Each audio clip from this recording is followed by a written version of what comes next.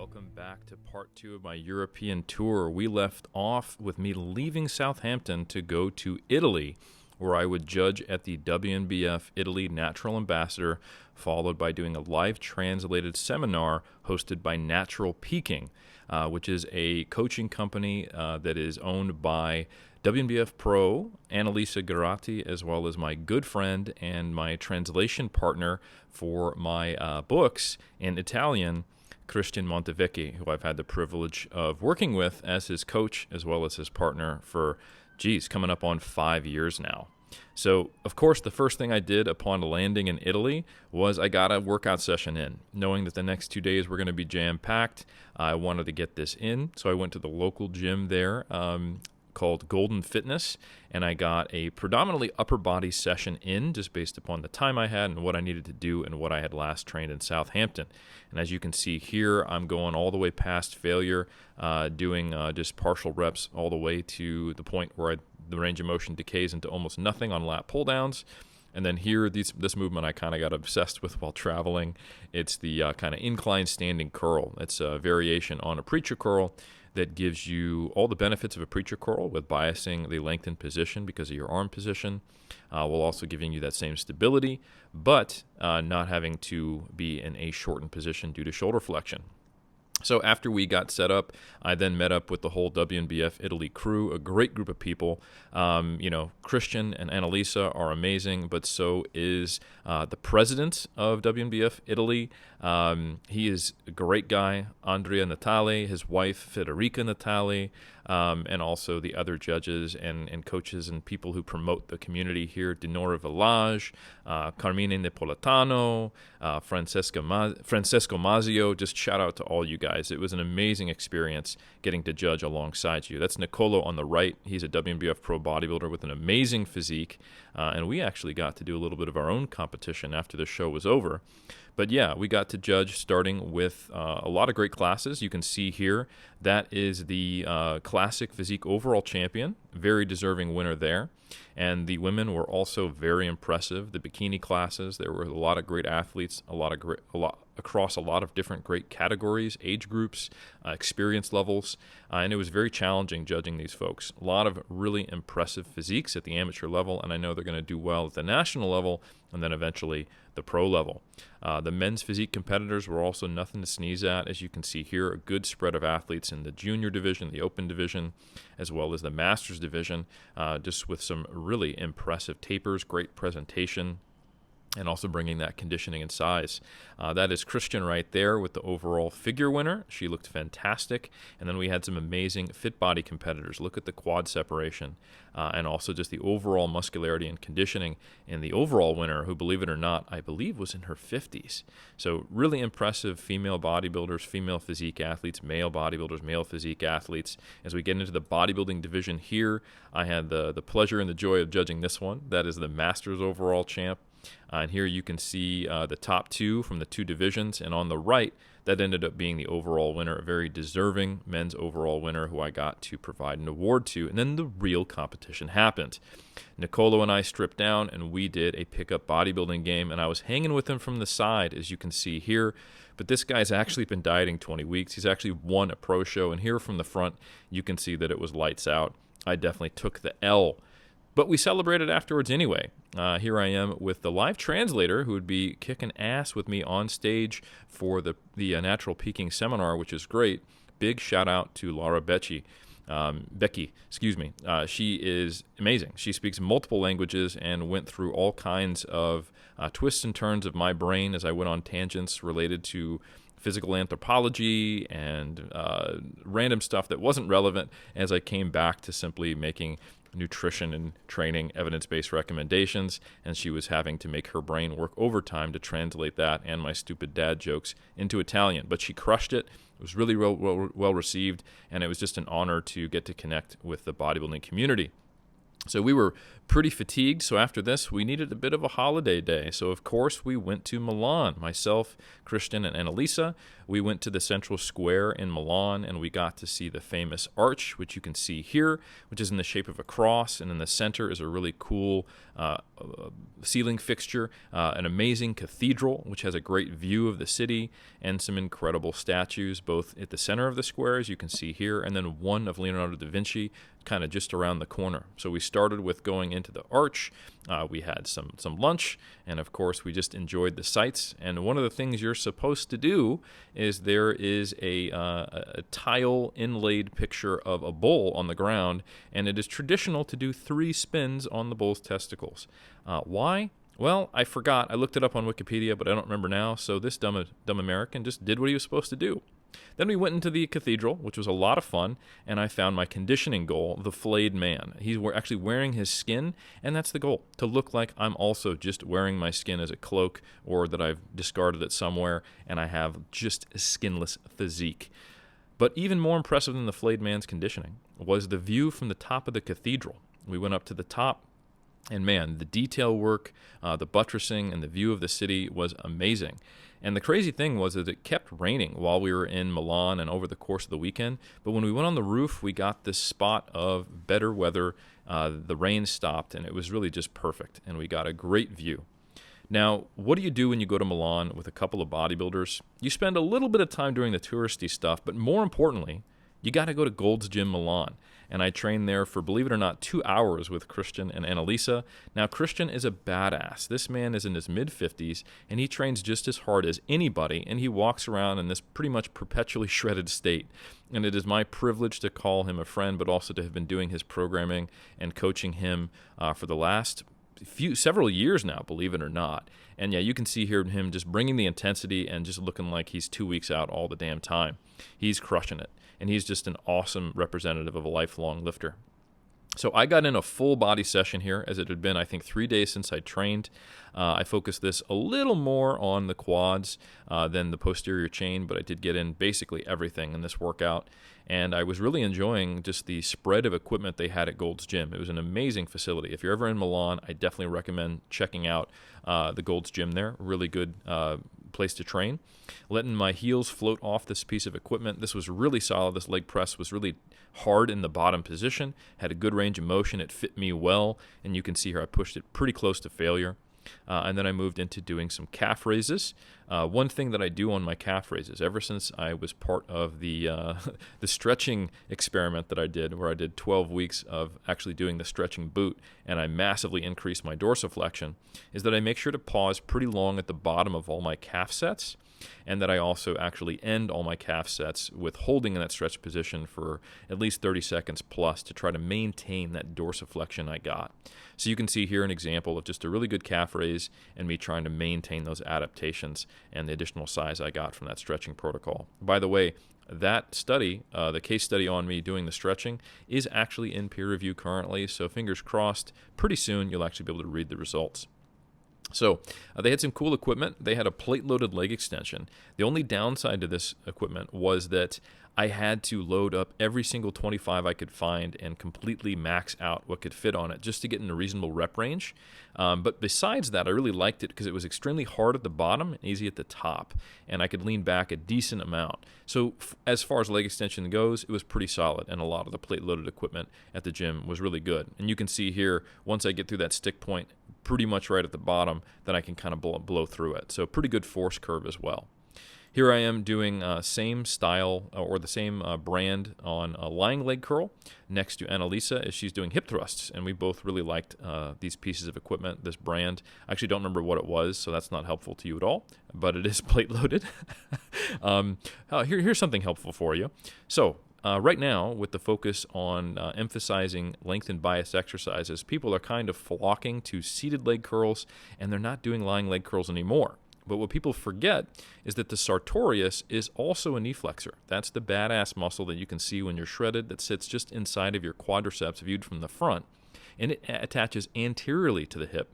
So it is actually lengthened and has been shown in studies to grow better when you're doing lying leg curls compared to seated. So I actually keep both in my program. So if you're someone who kind of has the black and white view of only do seated leg curls, I'd actually recommend, if you want complete development of all of the knee flexors, not just the hamstrings, to include both lying and seated. So like I said, this was a really cool facility. Here I'm kind of in the middle of it all. Now, if you look, you can see behind me, there's a 2-story building. When you come into Gold's Gym, it's inside of like a mall kind of deal, and you can look down upon the central area, and then off to the left and right, there's multiple rooms with machines and free weight equipment, and I wanted to do some relatively easy to recover from posterior chain work.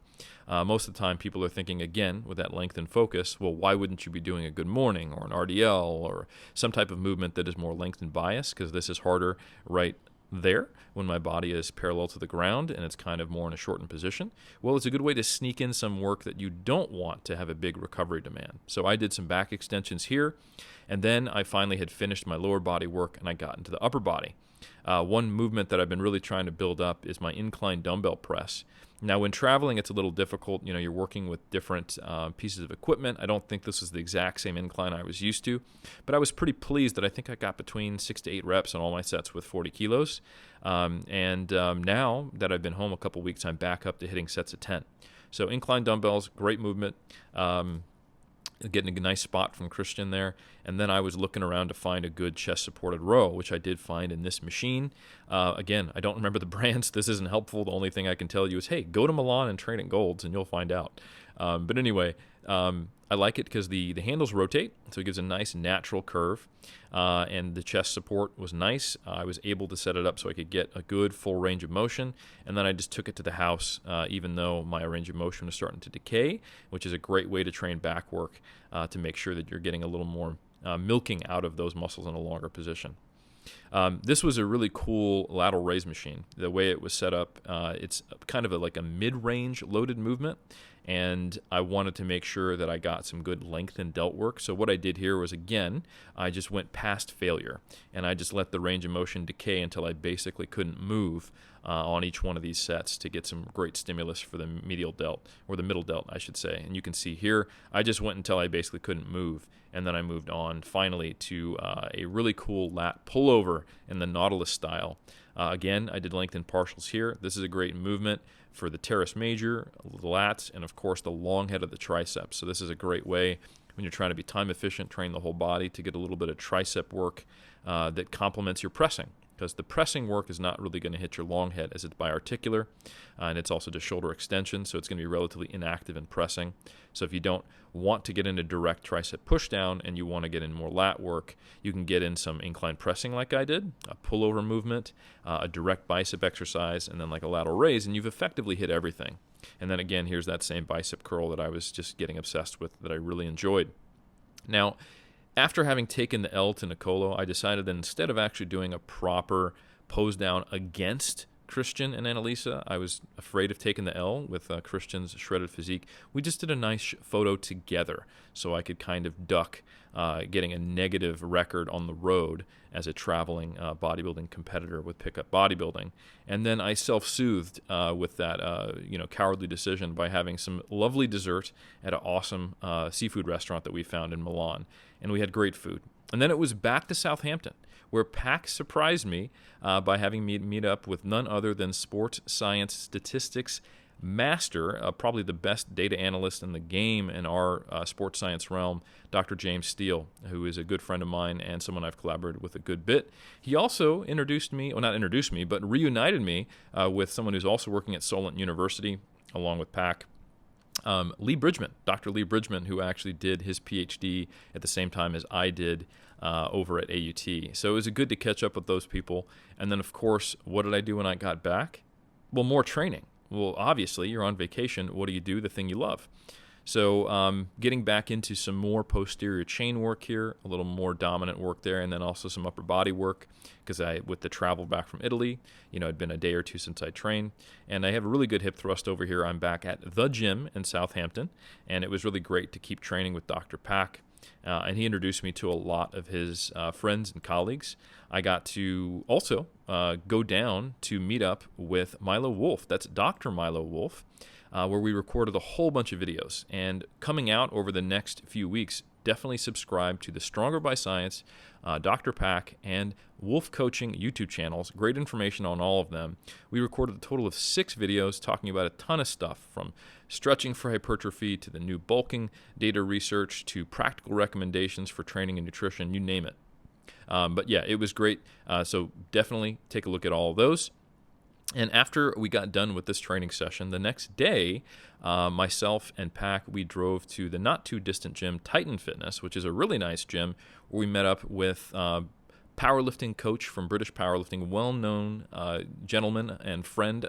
He's a great guy, Alex Pearson-Jones, colloquially known as Peach, who I've known for a long time. I've been on his podcast. We've hung out at Worlds, and I had the privilege and pleasure of him reaching out to help him make the transition from powerlifting training into bodybuilding. And I think he's actually going to be making his debut competing, if everything goes as planned, next year. And he has an excellent frame for bodybuilding. Now, because I'm coaching him, conflict of interest, power dynamics, we decided to just call this a draw. I'll let you decide, but right now I'm at 1-1-1 on my record. But anyway, great to see Peach. Big shout out to him. He was also going to be presenting at the British Powerlifting Conference, which is coming up at the end of this trip. So again, this was an action-packed trip, 3 weekends in a row of doing presentations. The first weekend doing a seminar for WNBF Spain, and then also doing the recorded lecture for the ESEN crew as a part of their master's degree, and then of course the seminar in WNBF Italy, and then it would all top off with then shifting from my bodybuilding brethren to my powerlifting brethren and sistren, presenting at British Powerlifting the Coaches Conference, their first annual one, which was great. So, yeah, this session was great because, again, training at the gym, Southampton, and hanging out with Dr. Pack and crew. This was actually a session that we got in with Dr. Milo Wolf and also his partner and Pack's lovely sister, Dina Meni, who is one of the Stronger by Science coaches, awesome practitioner, awesome athlete, and we had a lot of great time together. I just want to say a huge shout out to Pac and the whole crew down there for really just integrating me into their social group and making me feel like I was just part of the family. So anyway, here's another example of me really just trying to keep that dorsiflexion range that I got from the stretching study. I trained all the way to, and here I am kind of past failure doing partials and then letting a big stretch occur so I can get a nice good calf stimulus and keep that range of motion. This was a session where I did upper body plus calves and quads. As you saw, I did posterior chain and some upper body in the previous workout to that. So again, just really emphasizing trying to get the most stimulus out of each set and each exercise I could while traveling, because I was doing lower volume and I also wasn't sure the specific schedule I could adhere to. And effectively, when I looked back on my training, I kept my volume to about 2/3 to 50% of what I was doing while I'm home, with a high training intensity. And that's a great way to make sure that you're holding on to your gains and allowing some recovery. And I did stay away from some of the movements that tend to have the highest recovery demands on me, like RDLs, for example, and also regular heavy hack squats or leg presses. I did mostly kind of the higher rep ranges. Did get in some hack squats, but only I think once. But yeah, this is a great session. Got to train with Dina, got to train with Dr. Pack, got to train with Milo Wolf, and we grabbed some great food afterwards, and I got to just get integrated into their friend group. It was a really cool time. And yeah, also big shout out to Dr. Pack for being willing to constantly train. I think I made him train far more than he otherwise normally would, and he was actually quite busy. So thank you for accommodating this psychotic traveling bodybuilder. You can see Dina in the background and him just basically waiting for me to finish, just wandering around aimlessly because they'd finished their workout at some point 3 hours prior, and I was about 1/3 of the way through. I'm of course kidding, but in all seriousness, they really were very accommodating, incredible hosts, and always trying to make sure we could go to restaurants where I could fit it into my, I'm not that crazy, but I am a little bit of a pescatarian, and I'm not, eating like just anything. I have to find some decent protein sources. Yeah, finished up with this workout, and after the workout, I got in my final road battle in my bodybuilding European tour, and that was a pose down with none other than Dr. Milo Wolf. So I had to do the upper body to get a good solid pump because I knew he would be a challenge. Fortunately, we have a good matching of our heights. He's actually taller than me, So I thought maybe I'd be able to bring some thickness that he couldn't hang with. But what I didn't anticipate was just how small his waist is, and that, like me, he stays pretty lean in the off-season. So I think there is still a debate between the judges as to whether or not he or I won this pose down. So right now, my record is 1, 1, 1, and 1. And of course, I had to get the bicep curls in here to get this final pump. I wasn't going to go into this cold, by no means, no sir. So I had a tie, I had a loss to Nicolo, I had a win against Dr. Pack, and this one you'll see in a second. I know I'm building up to it, but we had a lot of comparisons. The judges were split, and it is going to another supreme level of judges to make a final decision. I will update you all when we have decided who's won, but it was close. I was definitely taking some shots. He definitely took others. But let's just say that I have a lot of respect for Dr. Milo Wolf, not only as a scientist, but also a content producer and educator, but finally as a bodybuilder, which you'll see. So anyway, finishing up my upper body session here, I'm doing some partial range overhead French presses. I really like these on a slight incline, and I find they're a great way to get a comfortable position while doing lengthened position, long head dominant tricep extensions. And there's Dina still waiting for me to stop training. And then finally, I finished up with some cable lateral raises, which I find are just a great way to get an additional stretch on that middle delt. So at this point, we stripped down, annoyed the gym staff, probably harassed some people in a way that they didn't appreciate, but that's the sport of bodybuilding. If you don't do it in such a way that doesn't alienate those around you, is it even bodybuilding? So we started off with the front lat spread, and this is where I first noticed that I've got a problem. This man's waist is quite small. He's quite broad. He's got a big rib cage. If anything, I got a little bit of thickness on him, and I made up some ground in those side chest shots. My calves a little more defined, but look at that tiny waist. He kind of makes me almost look bloated here. Big delts. I was able to get some back width on him and perhaps slightly more conditioning in the hamstrings, but then his huge quads and well-defined abs, this one might have been a tie. And then I think I got him on the thickness department in this most muscular, and at that point it was just unclear. So we're still waiting for it. But the highlight of the trip, the topper, the sprinkles on this cupcake was the British Coaching Conference. And I want to give a big shout out to Charlie Merrier. She is the one who made this happen and has been doing so much to expand the education opportunities for the powerlifting community over in the UK. Also, a big shout out to the British Powerlifting CEO, James Brincat Smith. But we had a lot of great presentations. This is Norman Chung, very data-based coach. And there was an excellent presentation that was given by Dr. Mark Helm, Scott Webb, and Jason Coltman, who you just saw there, on youth athlete development and the importance of making sure that your juniors are getting a lot of attention.